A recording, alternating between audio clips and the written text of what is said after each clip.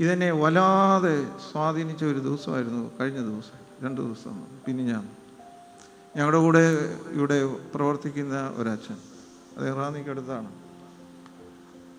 അച്ഛൻ്റെ ഫാദർ 83-ാമത്തെ വയസ്സിൽ കഴിഞ്ഞ ദിവസം മരിച്ചു. അദ്ദേഹത്തിന് 2.5 വയസ്സായപ്പോൾ പോളിയോ വന്ന് അരയ്ക്ക് താഴെ തളർന്നു പോയ ആളാണ്. എന്ന് പറഞ്ഞാൽ 81 വർഷം ഈ താഴെ ഇരുന്ന് അദ്ദേഹത്തിന് ക്രൗൾ ചെയ്യാനേ ഒക്കെ ഉള്ളൂ, നടക്കാനും. അങ്ങനെയാണ് അദ്ദേഹം 81 വർഷം ജീവിച്ചത്. അങ്ങനെ 2.5 വയസ്സിൽ പോളിയോ വന്ന് അരയ്ക്ക് താഴെ തളർന്നു പോയ ഒരാൾ എത്ര ആഗ്രഹിച്ചാലും ഒരു കല്യാണം നടക്കുകയില്ല. എന്നാൽ ഒരു സ്ത്രീ അല്ലെങ്കിൽ അന്ന് ഒരു പെൺകുട്ടി ഇയാളിനെ സ്വീകരിച്ചോളാം എന്ന് തീരുമാനിച്ചു. അവർ വിവാഹിതരായി. ഈ അപ്പനും അമ്മയും ഒരു മകനേ ഉള്ളൂ. സിസ്റ്റേഴ്സ് ഉണ്ട് 3-4 പേര്.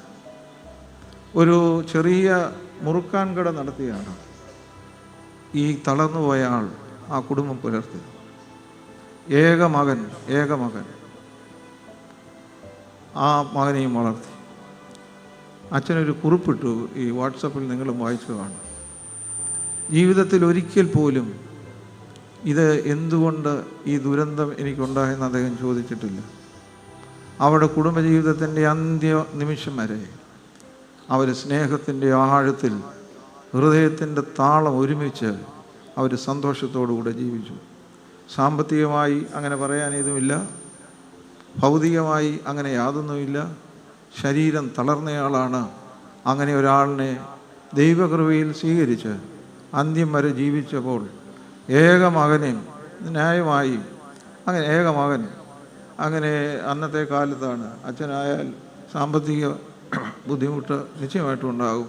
അതൊക്കെ ദൈവം നടത്തും എന്നുള്ളത്.